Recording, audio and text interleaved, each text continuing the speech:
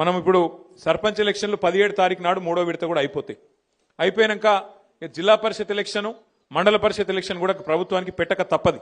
మరి జనవరిలో పెడతారా, ఫిబ్రవరిలో పెడతారా తెలియదు, పెడతారా అంటున్నారు. అది కూడా పెట్టుకున్నాక అది కూడా పూర్తి అవుతుంది.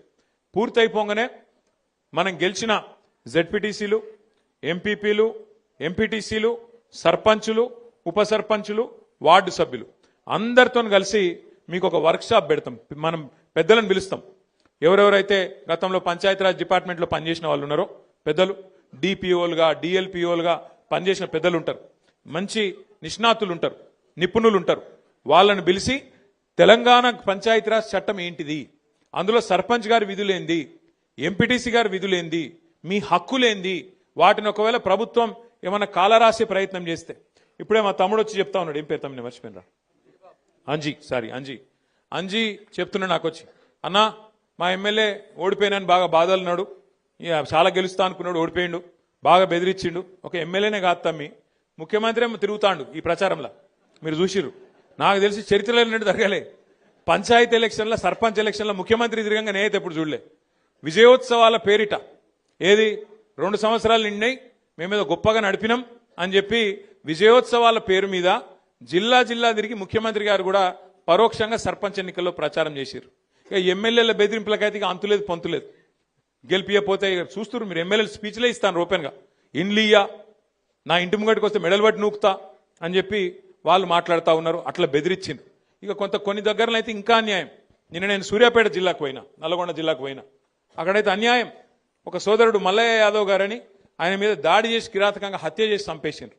ఇంకొకాడ ఒక సోదరుడు మనోడు నామినేషన్ వేస్తే ఆయన ఎత్తుకపోయి కిడ్నాప్ చేసి, ఆఖరికి ఎంత ఘోరమంటిగా చెప్పరా, నా నోటితో నేను చెప్పలేకపోతున్నా, అంత కిరాతకం కూడా అక్కడ తిప్పర్తి మండలంలో ఒక మనోడు సోదరుడు ఆయన మీద కూడా చేసినారు.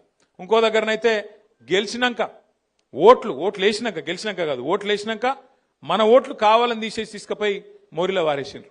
ఇట్లా ఎన్నో కిరాతకాలు చేయంగా కూడా, ఎన్నో రకాలుగా మన వాళ్ళ మీద ఒత్తిడి పెట్టంగా, ఇబ్బంది పెట్టంగా కూడా ఇవాళ రాష్ట్ర వ్యాప్తంగా 2 దశల్లో ఎలక్షన్లు జరిగితే, ఈ 2 దశల్లో కూడా ఒక్కొక్క దగ్గర ఒక్కొక్క తిరుగు, కానీ కొన్ని దగ్గరలో 40%, కొన్ని దగ్గరలో 30%, కొన్ని దగ్గరలో 50%, కొన్ని దగ్గరలో 60-70% కూడా గెలిచి సత్తా చాటిన గులాబీ దండుకు, గులాబీ సైనికులకు నేను శిరస్సు వంచి మీకు అభినందనలు తెలియజేస్తా ఉన్నా.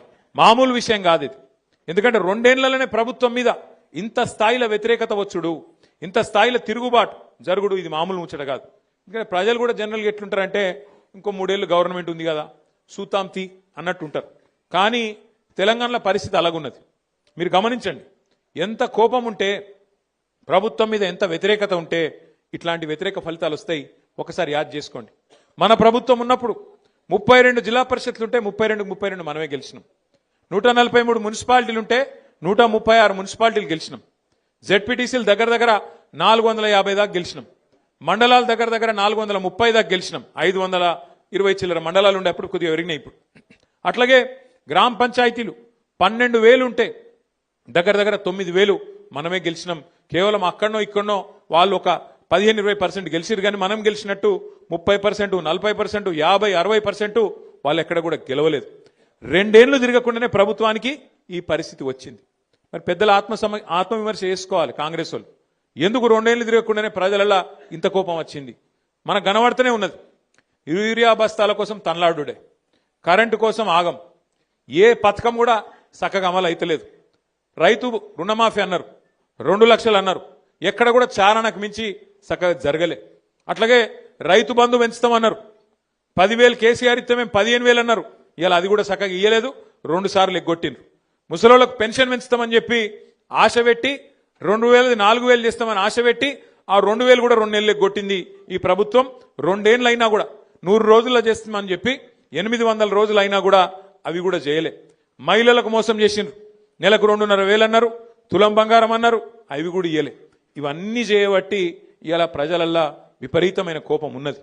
కానీ మనం బాధపడవలసిన అంశం కానీ భయపడవలసిన అవసరం కానీ ఎంత మాత్రం లేదు. ఇప్పటికే దగ్గర ఆటాన గవర్నమెంట్ అయిపోయింది. ఎందుకంటే ఆఖరి 6 నెలలు 9 నెలలు ఏమి ఉండదు, ఎలక్షనే తప్ప ఏం లేదు. 2 ఏళ్ళు అయిపోయింది, చూస్తుంటేనే 2 ఏళ్ళు ఒడిచిపోయింది. ఇక మిగిలేది ఇంకొక 2 ఏళ్ళే ఉన్నది, ఇంకా తర్వాత ఎలక్షన్ వస్తుంది పక్కా.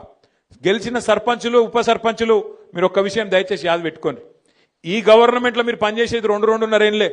మళ్ళీ అటెన్క వచ్చే గవర్నమెంట్లో మన గవర్నమెంట్లో మళ్ళా 2-2.5 ఏళ్ళు మీరే ఉంటారు.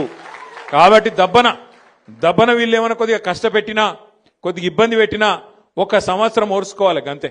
అటెన్క ఏముండదు వీళ్ళది, అటెన్క ఏముండదు. మీకు వచ్చే పైసలు ఎట్లాగొస్తాయి? గ్రామ పంచాయతీకి రావాల్సిన డబ్బులు కేంద్ర ప్రభుత్వం నుంచి రాష్ట్ర ప్రభుత్వం నుంచి మీ హక్కుగా రావాల్సిన పైసలు, ఫైనాన్స్ కమిషన్ ద్వారా రావాల్సిన పైసలు ఎవడు ఆపలేడు. ఆది శ్రీనివాస్ ఆపలేడు, రేవంత్ రెడ్డి ఆపలేడు, నరేంద్ర మోడీ కూడా ఆపలేడు. ఎందుకంటే అది రాజ్యాంగం. అంబేద్కర్ రాసిన రాజ్యాంగం ఆధారంగా మీకు రావాల్సిన పైసలు బరాబర్ వస్తాయి. ఎవరిని అయ్యా కూడా ఆపలేడు అది. కానీ ఏమన్నా గిట్లనే ఆడనో ఈడనో బెదిరించే ప్రయత్నం చేస్తారు. వీళ్ళు చాలా లంగాలు కాంగ్రెస్ వాళ్ళు. వాళ్ళ మాటినకపోతే ఏం చేస్తారు? సర్పంచ్ గారిని ఏదో ఒక దానిలో ఇరికియాలి, ఇరికిచ్చి వాళ్ళని సస్పెండ్ చేయాలి. ఎందుకంటే అధికారం కదా, సస్పెండ్ చేయాలి.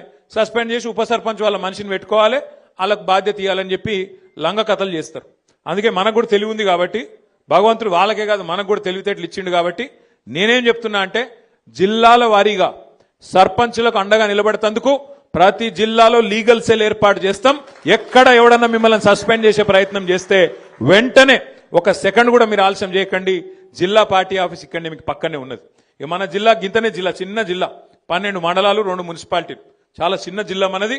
వెంటనే అర్ధగంట లోపల మీరు ఇక్కడికి రావచ్చు. లక్ష్మీనరసింహారావు గారిని, రవిశంకర్ గారిని, రసమై బాలకృష్ణ గారిని, మా తోట ఆగయ్య గారిని నేను కోరుతా ఉన్నా. ఎక్కడ ఏ ఊర్లో